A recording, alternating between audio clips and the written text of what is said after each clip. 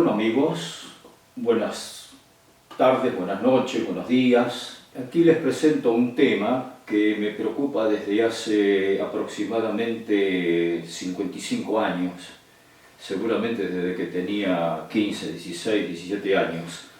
Siempre me interesó la pureza del lenguaje por algunas razones. Primero, porque tenemos que hablar bien. Es una manera de comunicarnos con claridad, incluso en el lenguaje, a veces hasta en el lenguaje cotidiano, el lenguaje coloquial. Pero aparte, es absolutamente necesario en el lenguaje científico. No podemos expresar una idea científica, un teorema, una conclusión, un corolario, si no se usan las palabras adecuadas. Una de las estructuras gramaticales en las que más se erra, sin ninguna duda, es en el adverbio. Se desconoce qué es un adverbio. Entonces, se cometen errores continuamente y trágicamente, porque ya es trágico, en los medios de comunicación, cualquiera, escrito, televisivo, el que sea. Continuamente se dicen barbaridades como estas que voy a señalar aquí. El adverbio. Adverbio quiere decir que está al lado del verbo. Puede estar un poco antes o después del verbo. Y lo que aprendimos en la escuela primaria, yo creo que lo aprendí en tercero o cuarto grado de la escuela primaria, antes o después del verbo, adverbio, como un versito. Estos son todos los adverbios que hay: de modo, de lugar, de tiempo, de cantidad, afirmación, negación, duda, exclusión e inclusión. Estos adverbios, por supuesto, forma parte de la estructura de todos los idiomas del mundo. Ayer, nunca, luego, así. Estos que están en verde, mejor, peor, mucho, poco, menos, sí, no, malo, bueno, jamás, quizá, y muchos otros, se escriben de esta manera. Eso es un adverbio. Por ejemplo, del verbo ser. Es bueno que llueva un poco más. Jamás lo vimos. El verbo es vimos, ¿no? La cosecha fue mala. Bueno, el verbo es el verbo ser. Fue un pasado del verbo ser. ¿Vendrá? No. ¿Vendrá? Sí. El problema se suscita cuando debemos usar los adverbios derivados de adjetivos. Ahí está el problema. Es difícil encontrar a alguien que discierna entre el adjetivo y el adverbio. Entonces se dicen barbaridades como esta. Por ejemplo, una propaganda reciente de la Universidad de Palermo. ¿Estudiar online o presencial? ¿Cómo presencial? Presencial es un adjetivo.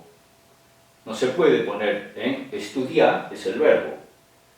Online, bueno, es una frase que extranjera, dejémosla pasar. Pero estudiar online o presencialmente, eso es lo que corresponde. Muy bien. Presencialmente. O sea, este es un adjetivo. El adverbio que corresponde termina entonces en mente. Presencialmente. Muy bien. Pregunta totalmente común. ¿Te gusta el fútbol, la milanesa? En fin. Obvio. Obvio es un adjetivo. Si acá está el verbo gustar, deberíamos poner obviamente. Obviamente. Fenómeno. Hablemos claro. Este era un programa de TV de hace unos cuantos años, no recuerdo, pero debe ser más de 20 seguramente. Hablemos claro, o sea, ya empezaba mal por el título. Deberían haber puesto como título, hablemos claramente. Claro es un adjetivo. El adverbio es claramente. claramente. Clarín, continuamente las tapas de Clarín, por eso no los compro más, porque me cansé, miríadas de cartas he mandado a los diarios, especialmente a Clarín, pidiéndole que por favor, al menos en las tapas, eliminen este tipo de error. Subió fuerte la inflación. Y así, es continuo. No hay manera de que atiendan a mis ruegos, por lo menos. Entonces no lo compré más, ni lo leo más. Acá sería subió, el verbo subió, fuertemente, fuerte es un adjetivo, así que acá viene fuertemente la inflación.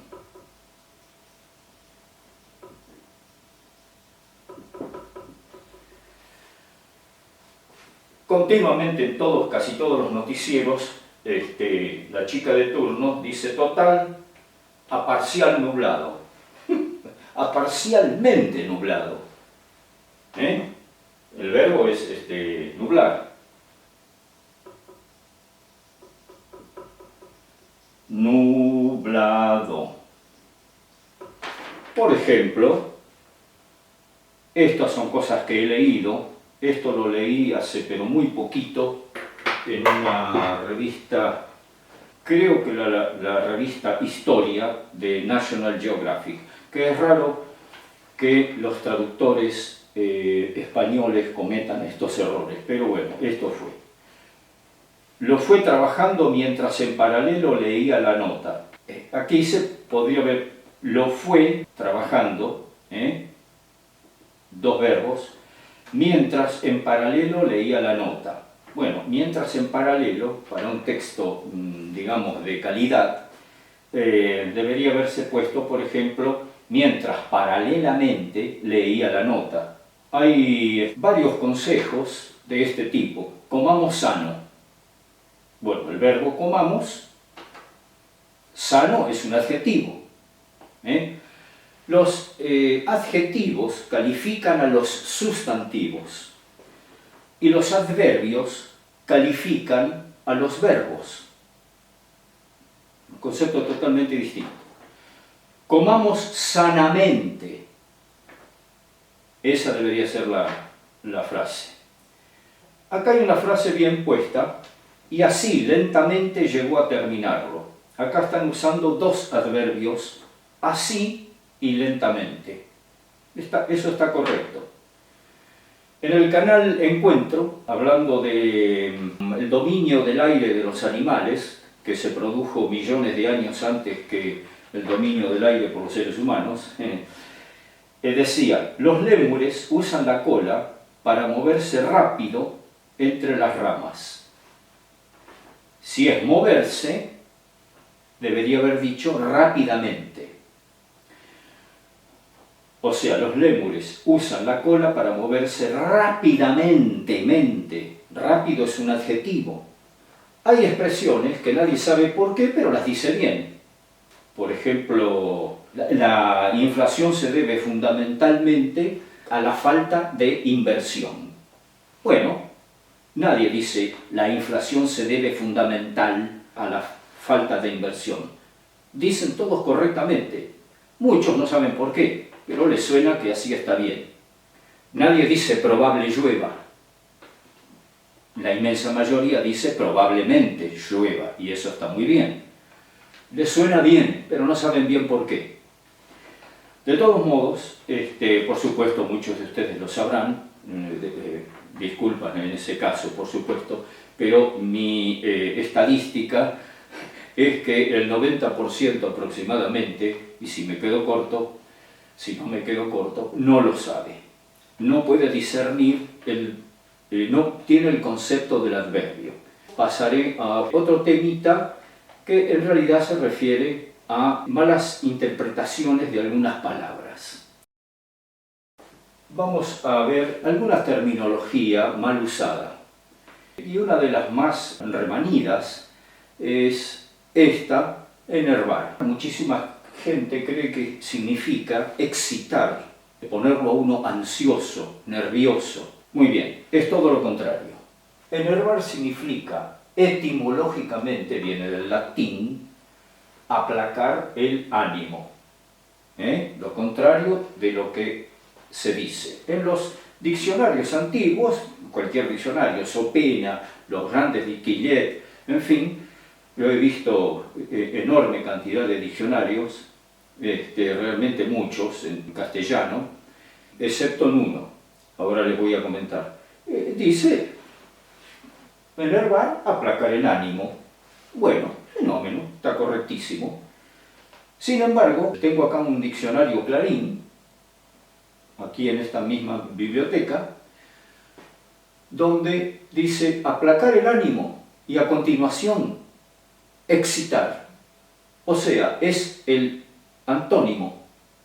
¿Cómo una palabra va a ser antónimo? Es lo mismo que si sí fuera no, o que círculo fuera igual a cuadrado. Bueno, en fin, vaya a saber por qué los expertos ceden ante las burradas y la ignorancia. No sé, evidentemente es una cosa extraordinaria, porque eso ya es el colmo. Puede ser que haya alguna otra interpretación en otro tipo de cosas, pero esto estaba clarísimo desde hace 200 años.